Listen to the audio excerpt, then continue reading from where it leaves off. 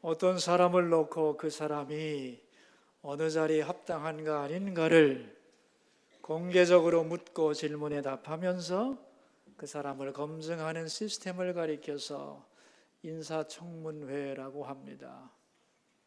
원래는 미국 대통령이 행정부 고위공직자를 임명할 때에 국회가 검증하는 것이었는데 이제는 다양한 의미로 폭넓게 사용이 되고 있습니다. 인사청문회의 시작은 미국인데요. 여러분 잘 생각해 보세요. 세상에서 개인의 사생활을 가장 철저하게 보장하는 나라가 미국입니다. 개인의 사생활에 대해서는 절대 노타치. 그런데 공직자들에 대해서는 세상 어느 나라보다도 검증을 철저히 하는 나라가 미국입니다. 왜 그럴까요? 이건 윤리학적으로 아주 중요한 개념입니다. 그것은 바로 지도자의 영향력 때문입니다. 인사청문회의 철학은 이런 것입니다. 당신이 이 사회 속에서 개인으로 살아간다면 오케이, 마음대로 살아도 상관하지 않겠다는 겁니다. 그러나 만약에 당신이 지도자가 되겠다면 문제는 달라진다. 당신은 철저히 검증받아야 하고 윤리적으로 흠이 없어야 한다는 겁니다. 그래서 그 사람의 과거를 조사하고 검증하는 절차를 거치는 거죠. 왜냐하면 과거 자기 멋대로 살았던 사람이 공인이 돼서 깨끗하게 살 수는 없는 것이고, 자기 혼자 살 때 모범이 되지 않았던 사람이 권력을 가졌을 때 바르게 설 수 있느냐? 절대로 그럴 수 없다는 겁니다. 오히려 많은 사람 앞에 서게 되면 더 나쁜 영향력을 끼치게 될 뿐이지요.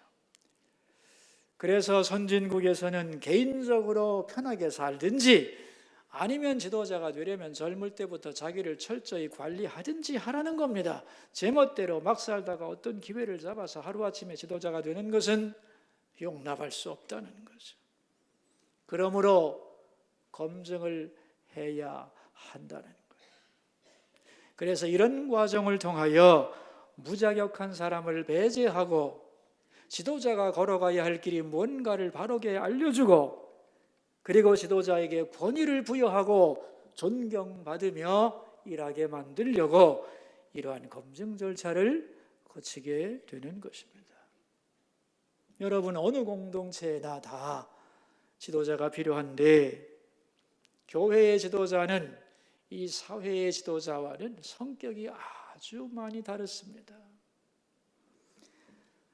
교회의 지도자가 어떻게 되는가? 하나님의 일꾼이 되는 단계가 있습니다. 이것을 잘 이해하시면 신앙생활에 혼란이 없을 겁니다. 세 가지만 말하려고 합니다. 첫째는 하나님의 일꾼이 되는 첫 번째 단계가 뭐냐 하면은 하나님의 일꾼이 어떻게 선택되느냐 하는 거예요.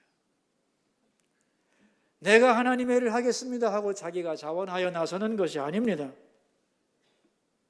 하나님에 의하여 선택이 되는 겁니다. 수동적인 것입니다.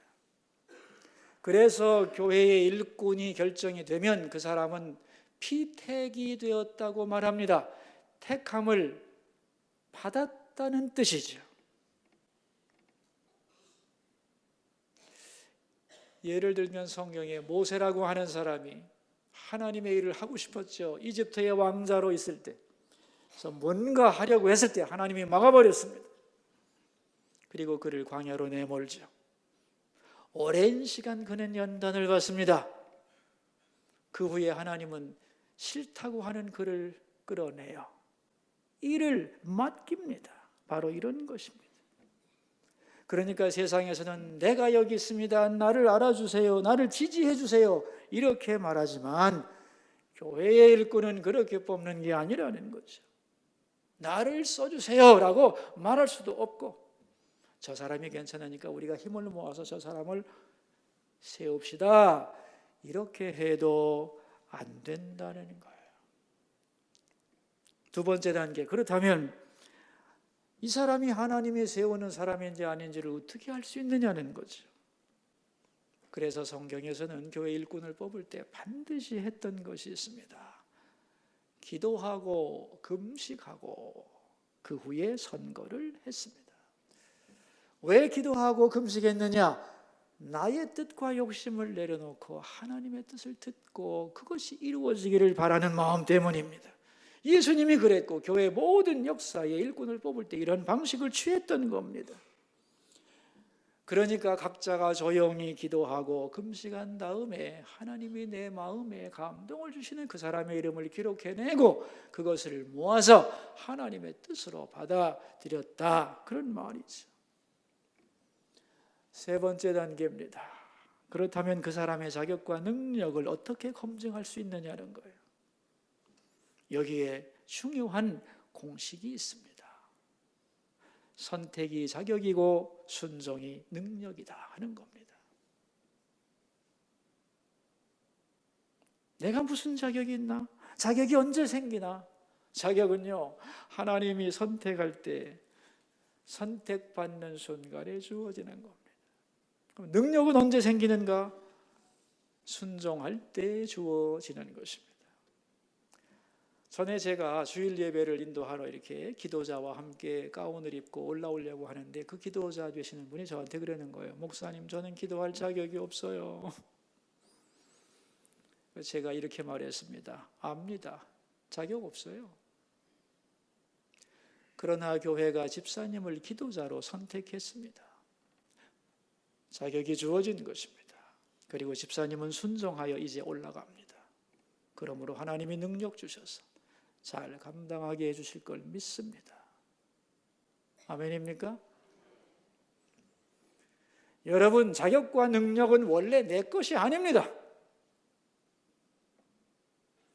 그래서 하나님의 선택이 자격을 부여하는 거예요.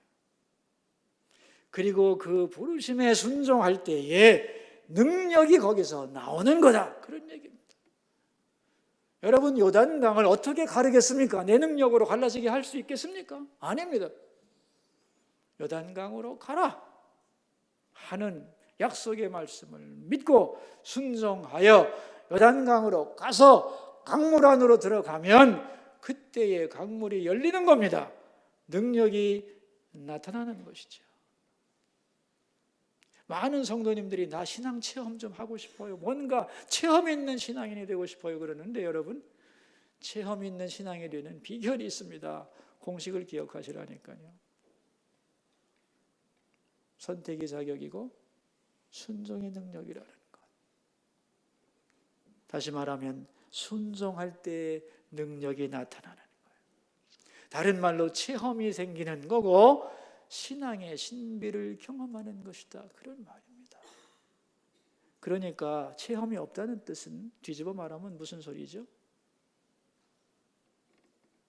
무슨 소리입니까, 여러분? 순종이 없었다는 말과 같은 것입니다.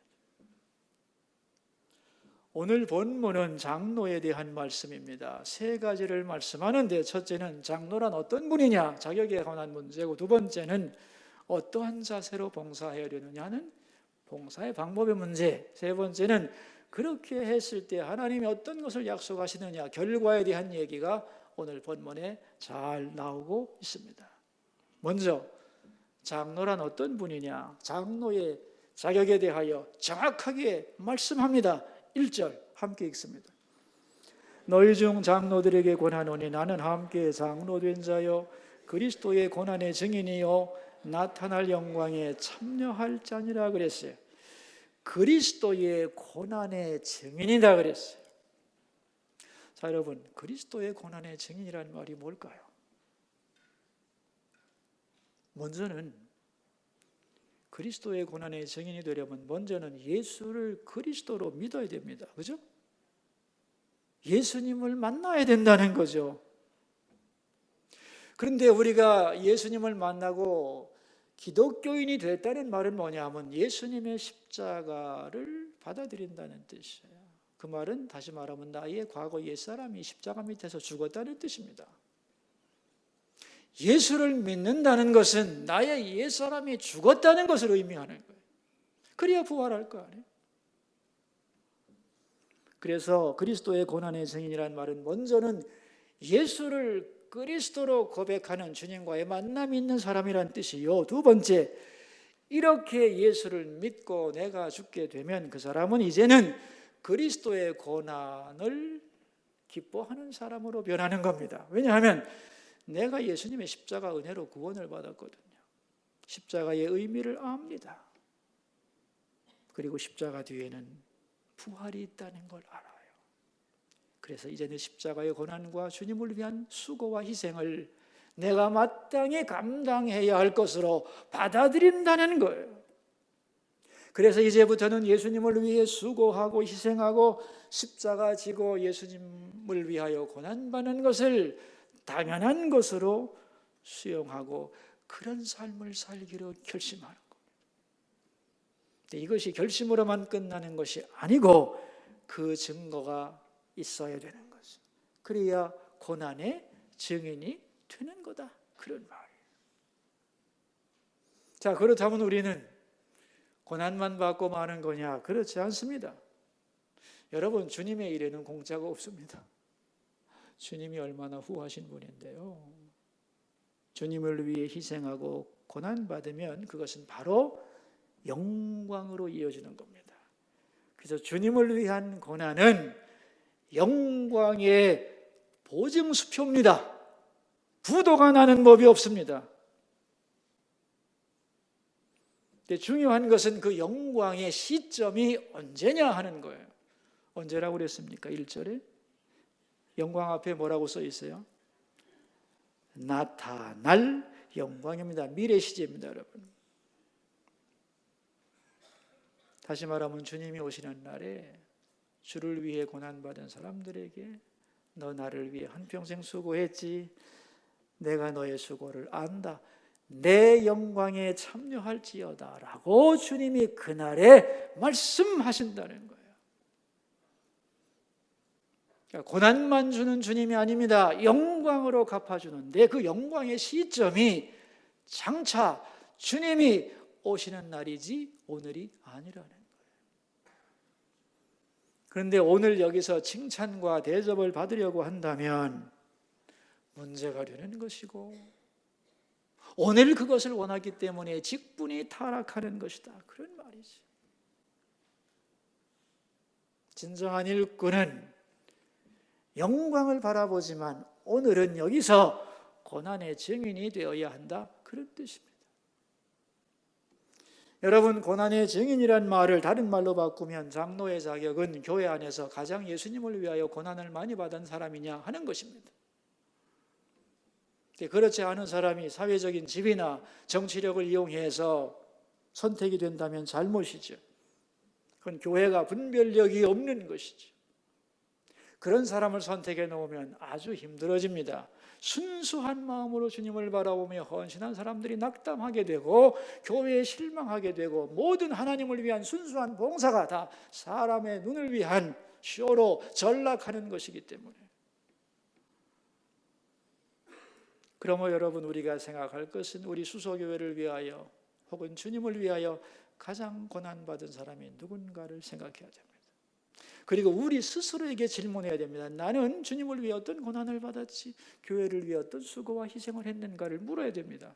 그리고 이런 각도에서 누가 그런 일을 했는가를 질문한다면 자신과 다른 사람을 분별할 분별력이 생겨나게 된다, 그런 얘기죠. 그래서 교회를 위하여, 주님을 위하여 가장 고난받고 수고한 사람이 누군가를 선택하라는 거예요. 자, 두 번째, 그렇다면 이제 어떤 자세로 일을 해야 되느냐? 봉사의 자세에 관한 말씀인데 이것이 2절과 3절입니다. 같이 읽죠. 너희 중에 있는 하나님의 양무리를 치되 억지로 하지 말고 하나님의 뜻을 따라 자원함으로 하며 더러운 이득을 위하여 하지 말고 기꺼이 하며 맡은 자들에게 주장하는 자세를 하지 말고 양무리의 본이 되라 그랬습니다. 먼저 하나님의 양무리를 치되 그랬습니다. 성도들을 뭐라고 불렀나요? 오늘 본문 2절에서 양무리, 그냥 양무리가 아니죠. 누구의 양무리예요? 하나님의 양무리입니다. 여러분은 하나님의 양떼라고 믿습니까? 나는 하나님의 약물입니다. 이 성도의 실체입니다. 하나님의 양떼라는. 어느 목사님이 저한테 와서 이런 말을 했어요. 목사님, 내가 말이죠, 한 교회에서 15년인가를 담임 목사로 섬겼는데 어떤 경우에는 교인들이 내 양이 아니라는 생각이 들어요. 그러는 거예요. 제가 목사님의 마음을 무슨 말인지 알죠. 그래서 제가 어깨를 두드려주면서 이렇게 말했습니다. 당연하지요. 내 양이 아닙니다. 주님의 양이죠. 하나님이 내게 맡겨주셨으니까 그런 의미에서는 양일 수 있지만 본질적으로 성도는 하나님의 양떼입니다. 목사님의 양이라고 생각하면 큰일 납니다. 그렇게 말씀을 드렸어요. 성도는 하나님의 양물이다, 그런 얘기예요. 자, 여러분, 그렇다면 우리는 누구를 위하여 일하느냐 하는 거예요. 왜 우리가 교회를 섬기고 다른 성도를 위해 기도하고 눈물 흘리고 희생하고 그들을 돌보느라고 애를 쓰는가? 그분들이 예쁘고 사랑스럽기 때문에? 그럴 수도 있죠. 오래 살다 보면 정도 드는 거니까. 그러나 여러분, 근본 동기가 중요한 겁니다. 그들이 누구이기 때문에 우리가 그들을 위해 헌신하는 거죠? 네? 그들이 하나님의 약물이기 때문에 하나님을 사랑하고 하나님께 충성하는 마음으로 그들을 섬기고 돌보고 인도하는 거지. 그리고 그 수고에 대하여 누가 인정하느냐? 양떼가 인정하는 게 아닙니다, 여러분. 그들의 목자가 되시는 하나님이 인정하면 되는 것이. 이 전제가 흔들리면 우리의 봉사는 중심을 잡을 수가 없는 것이죠. 하나님의 약물이들이라는 것을 기억하라는 거예요. 그리고 이제 그들을 어떠한 자세로 섬겨야 되느냐, 이 섬김의 자세를 세 가지로 말씀합니다. 첫째는 억지로가 아니라 자원함으로 하라 그랬어요. 2절 중반절이죠. 억지로 하지 말고 하나님의 뜻을 따라와 자원함으로 하며 즐거운 마음으로 이 일을 감당해야 된다는 거예요. 저는 즐거운 마음으로 감당한다고 하는 말을 들으면 이것이 생각이 늘 납니다. 사도 바울이 말이죠, 빌립보에 가서 전도하다가 매를 엄청 맞고 감옥에 갇혔죠. 빌립보 감옥에서 사도 바울이 뭐 했는 줄 아십니까, 여러분? 그날 밤에 아이고 죽겠네 내 팔자야 하고 탄식하지 않고 감옥에서 뭐 했어요? 찬송을 불렀어요. 왜 찬송을 불렀을 것 같습니까? 내가 원하는 대로 모든 게 이루어졌기 때문에 찬송 부른 게 아닙니다, 여러분. 자기를 생각한 거예요. 내가 누군데?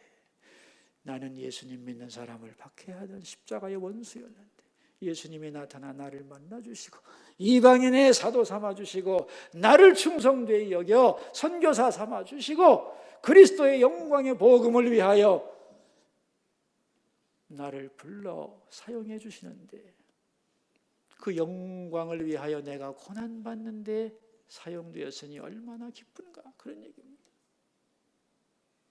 그리스도의 고난에 참여하는 영광을 주신 것에 대하여 너무너무 감격해서 찬송을 불렀고 옥문이 열리는 놀라운 역사가 일어나는 거죠. 억지로 하는 것과 자원하여 하는 일은 같은 일이 아닙니다, 여러분. 신앙생활 하다가 여러분에게 어떤 직분이 주어졌을 때 억지로 할 수도 있습니다. 아직 1, 2년 가면 그만이지 뭐. 반대로 차원하는 마음으로 하나님이 나를 믿고 맡기셨으니 내가 충성해야지, 기쁜 마음으로 하나님 앞에 일해야지, 이렇게 일하는 것은 결코 같은 일이 될 수가 없는 거다, 그런 말이에요. 그래서 하나님의 일을 하는 방법은 뭐냐? 억지로 하지 말고 자원함으로 해야 한다 하는 거예요. 두 번째는 더러운 일을 취하지 말라 그랬습니다. 더러운 이득이란 말이 나오는데 이거 아이러니 아닙니까? 장로님이 월급 받는 것도 아닌데 무슨 더러운 이익이 있어? 이 말은 사람을 바라보면 안 된다는 뜻입니다. 여러분, 내가 악수를 한번 해도 내가 손을 내밀고 다가가서 악수를 하면 저 사람이 나를 어떻게 생각할까? 그 다음에 내 편이 되지 않을까? 나를 칭찬하지 않을까? 이런 식으로 해서 그 결과를 생각한다면 그것이 바로 더러운 이득이다, 그런 얘기입니다. 다시 말하면 사람들의 인정과 칭찬을 바라는 마음, 내게 돌아올 이득과 명예, 이런 걸 생각하고 어떤 일을 한다면 그 행동은 하나님 앞에서 다 위선적이 되는 것이고, 그러다 보면 기회주의자가 되는 것이고, 그 사람의 헌신과 봉사는 하나님 앞에 싸구려가 되고 가치 없는 것이 되고 마는 것이다, 그런 얘기입니다. 그러므로 더러운 이득을 바라지 말고 하나님만 바라보고 일해라, 그런 뜻이에요. 여러분, 오늘 본문을 누가 기록했지요? 이 베드로서를 누가 기록했냐면 베드로 사도가 쓴 겁니다, 여러분. 왜냐하면 베드로가 예수님의 수제자였지만 예수님을 따르고 충성한다고 했지만 항상 그 마음에는 뭐가 있었는 줄 아세요?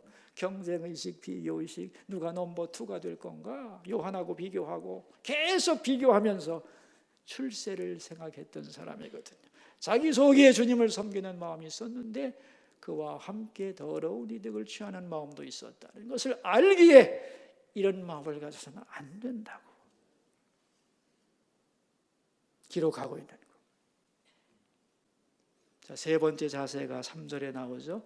맡은 자들에게 주장하는 자세를 하지 말고 양무리의 본이 되라 그랬어요. 주장한다는 말은 뭐냐면 이래라 저래라 끌고 다니면서 고압적인 자세로 비인격적으로 대하지 말고 오히려 묵묵히 모범을 보여야 된다는 거예요.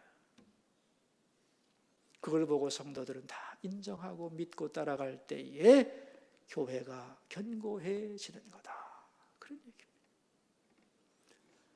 저는 우리 교회만이 아니라 다른 교회 혹은 도회에서 여러 장로님들도 만나고 면접도 하고 임직식도 하고 그럴 때 기회가 있을 때마다 물어봅니다. 장로의 사명이 뭐라고 생각하세요? 그러면 다른 사람들 다 얘기를 해요. 나름대로 얘기하는데 제일 많이 나오는 말이 뭐냐면은 목사님과 교인들 사이에 문제가 있을 때 양자를 잘 조율하고 조정하는 이 장로의 사명이라고 생각합니다. 그런 분들이 제일 많아요. 그럼 제가 그럽니다. 그거 어디서 배웠어요? 틀린 건데. 조정이라고 하는 것은 양쪽에 속하지 않은 사람이 더 우월한 입장에서 양자를 타협시키는 것인데, 그럼 당신은 뭐예요? 교인도 아니고 목사도 아니고 양쪽에서 쌈나기를 기다리는 사람이요? 여러분, 장로의 본분은 그것이 아닙니다. 양무리의 본이 되는 것입니다. 아멘입니까? 성도들의 모범이 되는 거다 이거요. 이렇게 믿고 이렇게 섬기는 것입니다 라는 것을 몸소 보여주는 모델, 이게 사명이라는 거예요. 그래서 교회 지도력의 대가인 탐 마샬이라고 하는 분은 이렇게 말했습니다. 교회의 지도자들이 교회의 지도력을 오해하고 있다. 진정한 지도력은 성도들의 모범이 되는 것이다. 세계 재직선언문 10조에 정확하게 기록되어 있습니다.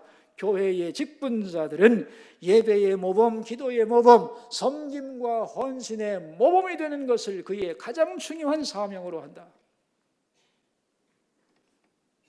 모범이 되는 것.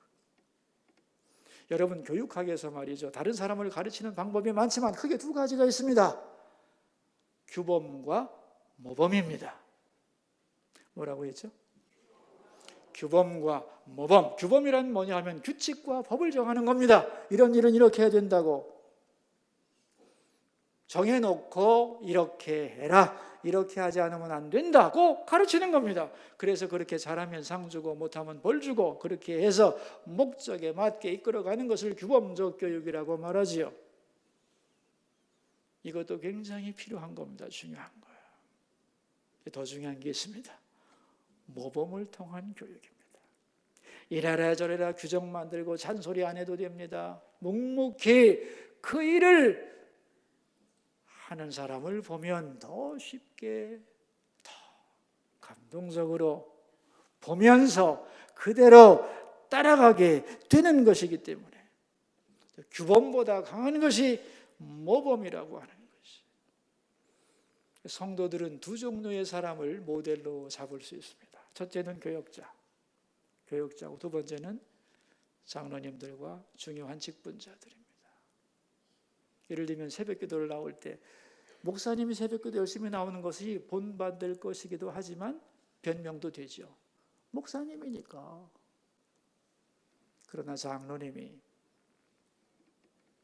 새벽기도를 잘 나오셔서 열심히 기도하는 걸 보면 핑계가 없죠. 사회생활 다 하면서 그러므로 나도 저렇게 해야겠구나 하고 깨닫고 간다는 거예요. 여러분, 오리들이 여러 마리들이 막 놀고 있는데 목동이 나무떼기 가지고 저쪽으로 가 그러면 오리들이 가긴 가겠지만 한두 마리는 삐쳐나가겠죠. 같이 놀던 오리들 중에 한 마리가 앞으로 휙 가면 다 따라갑니다. 왜? 같이 놀았거든요.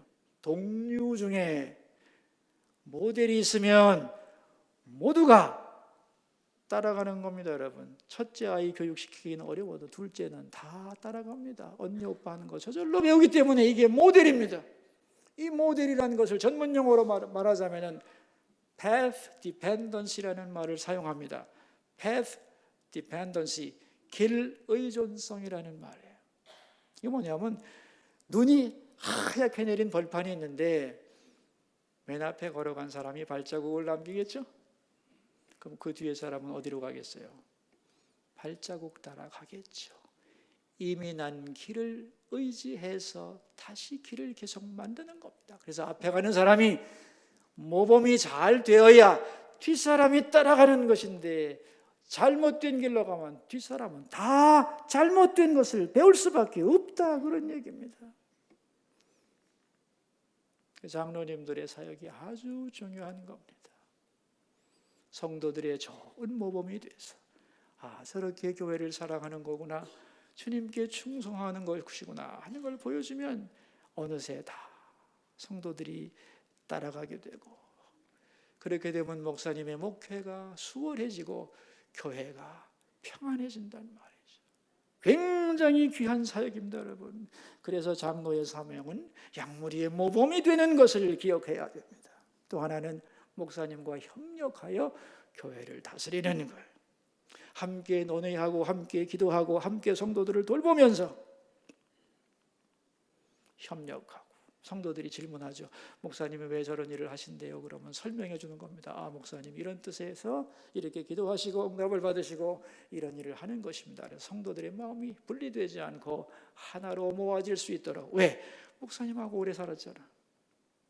목회 방침을 더 잘 이해하기 때문에 잘 설명해서 모든 교우가 한 마음이 되도록 목사님의 목회를 협력하는 것. 성도들에게는 모범을 보이고 교역자와는 협력하여 주님을 섬기게 모델이 되는 것이 바로 장로님의 사명이다 하는 것입니다. 그럴 때 효과적으로 두려움 없이 하나님의 일을 추진할 수 있게 되는 것이죠.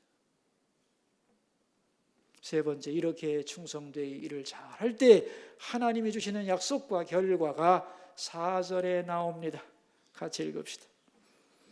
그리하면 목자장이 나타나실 때에 시들지 아니하는 영광의 관을 얻으리라 그랬어요. 목자장이 나타나실 때, 목자장이신 예수님이 오실 때 시들지 않는 영광의 면류관을 줄 거다.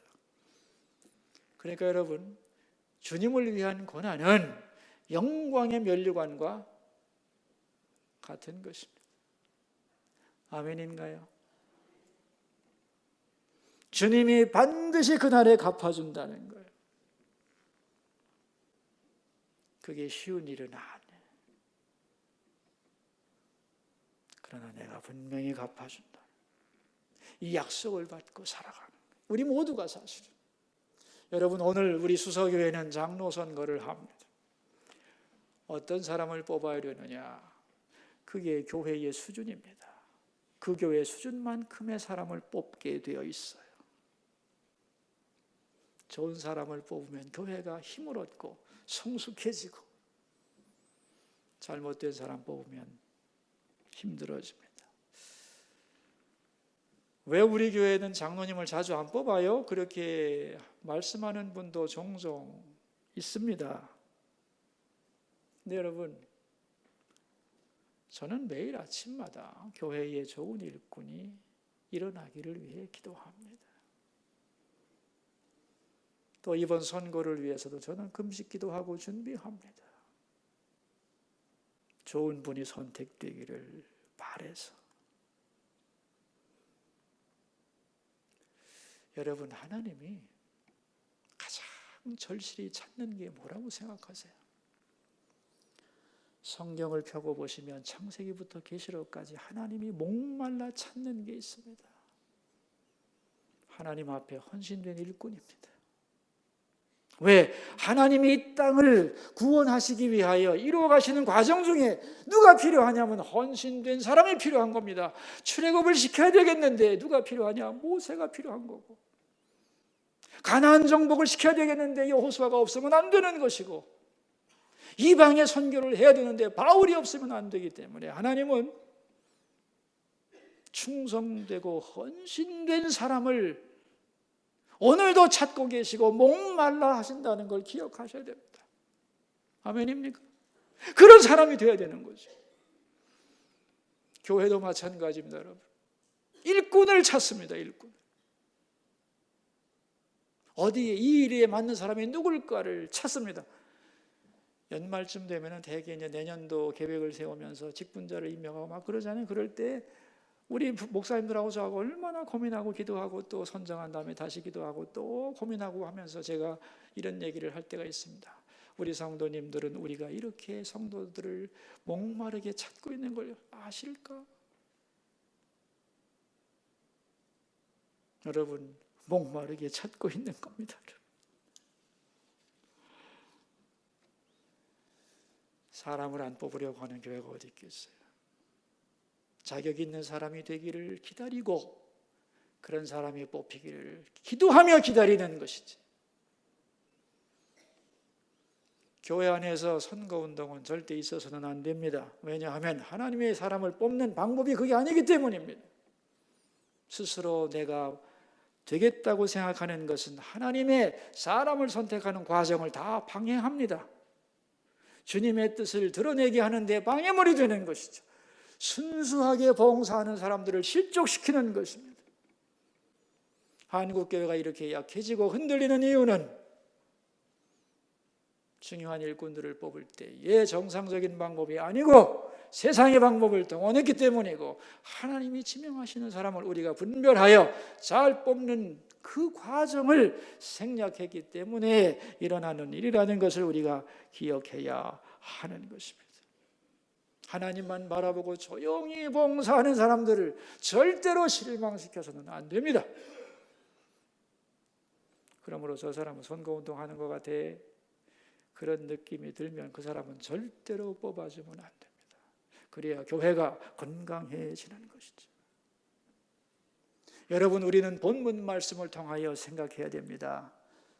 내가 지금까지 주님을 위하여 어떤 고난을 받았나? 십자가의 은혜로 구원받은 나는 이제 주님을 위한 희생과 헌신을 뭘 했나를 질문해야 됩니다. 있다면 잘했습니다. 그건 영광으로 이어질 겁니다. 아무리 봐도 없다. 그러면 여러분, 앞으로 남은 인생은 그걸 위해 살아야 됩니다. 그래야 인생을 후회하지 않을 수 있고 기대하는 마음으로 주님을 기다릴 수 있는 것이지. 오늘 여러분은 여러분 자신을 위해서, 교회를 위해서 진실한 일꾼을 선택해 주시기를 바랍니다. 그래서 하나님께는 영광이 되고 우리에게는 은혜가 되고 모두에게 기쁜 잔치가 되기를 주의 이름으로 축원합니다. 기도하겠습니다. 우리 두 가지 기도 제목을 가지고 주님 앞으로 나갑니다. 첫째는 오늘 장로 선거에서 하나님이 원하시는 사람이 선택되게 하옵소서 기도하겠습니다. 여러분, 자기 귀에 자기 목소리가 들릴 수 있도록 소리를 내서 우리 들은 말씀을 놓고 기도하도록 하겠습니다. 하나님, 오늘은 참 좋은 날입니다. 우리 교회에 충성된 일꾼을 뽑는 아름다운 날입니다. 이런 기회를 주셔서 참 감사드립니다. 장로란 누군가 그리스도의 고난의 증인이요 나타날 영광에 참여할 자라고 했습니다. 하나님의 약물이 성도들을 섬기되 억지로 하지 말고 자원함으로 하며 더러운 이득을 탐하지 말고 맡은 자들에게 주장하는 자세가 아니라 약물이의 본이 되라고 했습니다. 이런 사람이 누구인지를 가르쳐 주소서.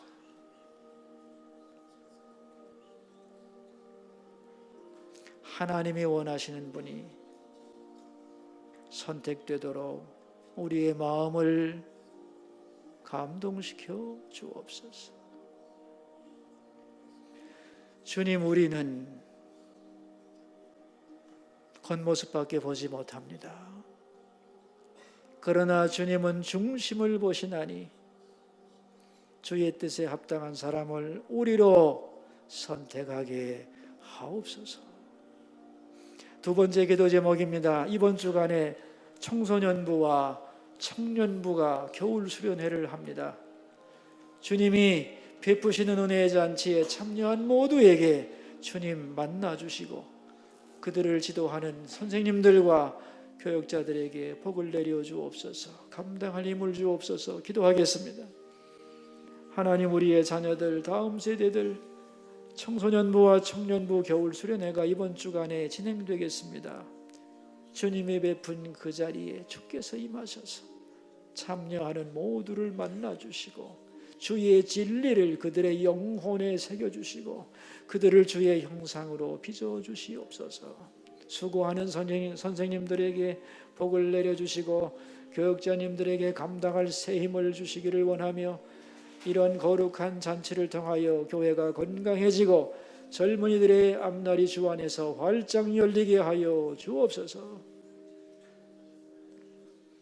살아계신 하나님, 오늘 좋은 일꾼을 뽑는 행복한 날입니다.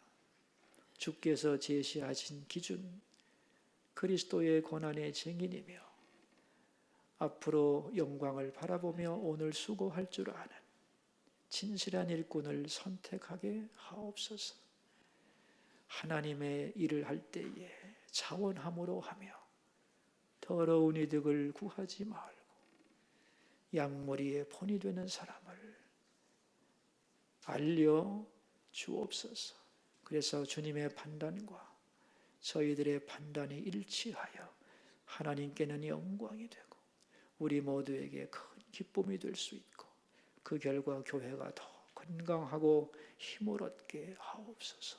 존귀하신 예수님의 이름으로 기도하옵나이다.